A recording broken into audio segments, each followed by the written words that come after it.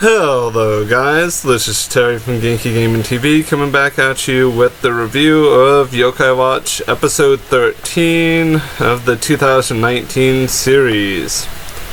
The wiki is still not up to date. I want to say that right away before we dive into the episode, and it seems like the subbing and the scanlation communities have kind of just given up on covering the series.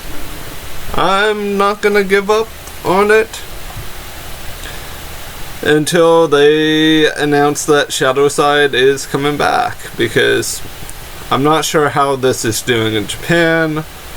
I'm guessing, if I had to guess, I would believe it's somewhere in the middle of the top 20 chart, because Yokai Watch will still be popular with elementary to middle school children for this particular type of series in Japan, while Shadowside was aimed more or less towards middle school to college age people. So yeah, let's dive into this episode. Hold on to your hats, kick up your feet, and enjoy your coffee. This episode starts out with the pursuit of the perfect banana, because bananos, or naga banana, was shown there. Jibanyan beat the holy snot out of him, not even needing to saltament him.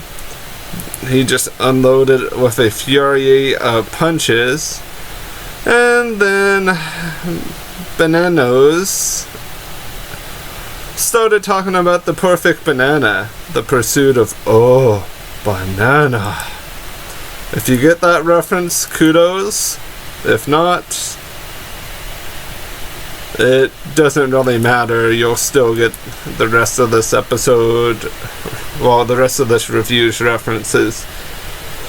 So we got a whole spiel about how long it takes for a banana to become perfect, from the point of it slowly starting to grow, to it ripening, to it starting to get brownish black little spots, to the point of it getting spots and then becoming golden-ish yellow, and then to the point of it spoiling and going completely horribly bad.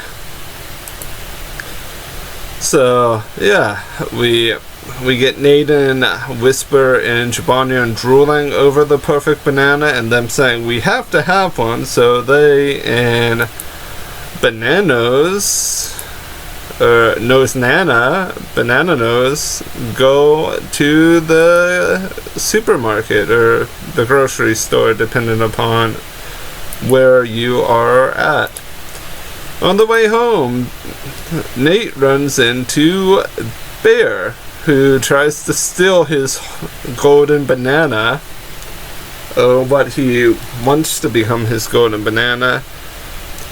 He goes all super duper frenzy mode, preventing Bear from getting the banana. Nate then takes the banana with him to school, avoids the banana being crushed by a soccer ball, but the soccer ball crushes his pride instead. It's raining, so he sacrifices Whisper to being soaked by a car kicking up water. Jibanyan looks amazingly cute in his little frog coat. I swear, a frog coat Jibanyan isn't in Yokai Watch 4, I will be sad. Where has this been my entire life?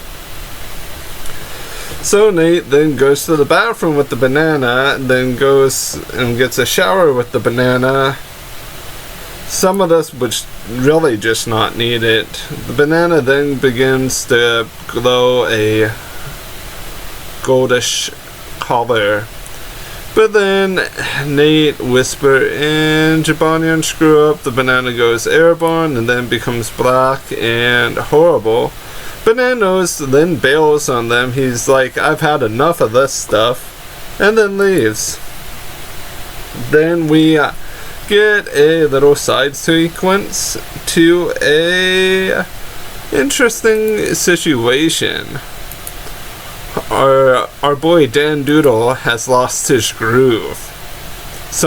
We need Dandoodle's new groove.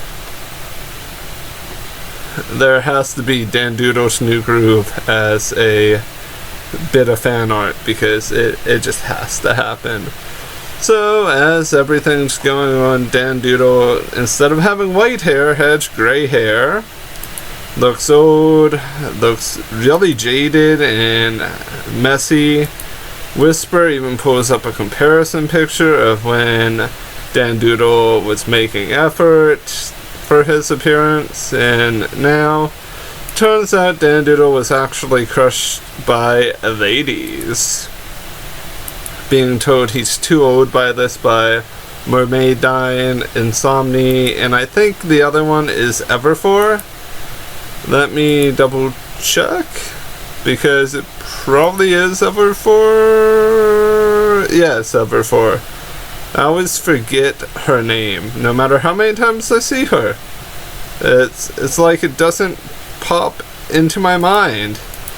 So yeah, they crush old man Dandoodle's whole opinion of himself.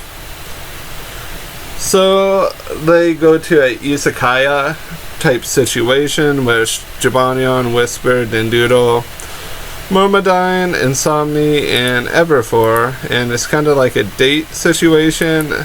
Dandoodle asks what they think of him. He gets crushed again because he's not the right type of handsome. He cannot cook. He doesn't have a lot of money, and that's what these ladies want, is money, money, money, money. But it turns out after he goes through a training montage and gets all of that stuff, that in the end it didn't even matter, because Fishafont is what they wanted this entire time. Yeah, I don't know why they would want Fishafont, but yeah, the little Elefante is kicking butt and becoming a ladies' elephant. So, yeah, I guess stuff happens like that, because Yokai Watch logic is a thing, and then we get a 4-Koma-san portion of the episode, which was okay. Koma-san basically passed out in a massage chair, because Koma-san can't really do much. And then we get another Dr. F, Dr. Funyunyan, aka Dr. Hovernyan. Manjimut sees this in the newspaper, sees that the director was getting ready to open the newspaper to that page, and eats it. At the end of the day, Manjimut was protecting his co-worker's career, or was he? You guys know how much he is not really enjoying the fact that he is kind of preventing the hospital from having a massive lawsuit, because Dr. F, I mean Dr. Fubuki Hime, I mean Dr. Blizaria, was getting ready to kind of destroy people entirely with like chainsaws, pulling them apart. She is not good at medicine, is she? Or is she actually the greatest medical physician of them all? So, our first patient of this episode was Jiba Koma, who I've not seen for a long time. I have to say, this improves my liking of Koma-san so much more, because the 4 Komas and the Koma-san Komajiro Quest for Komami stuff has caused me to go sour on the little soft-serve loving Koma-san.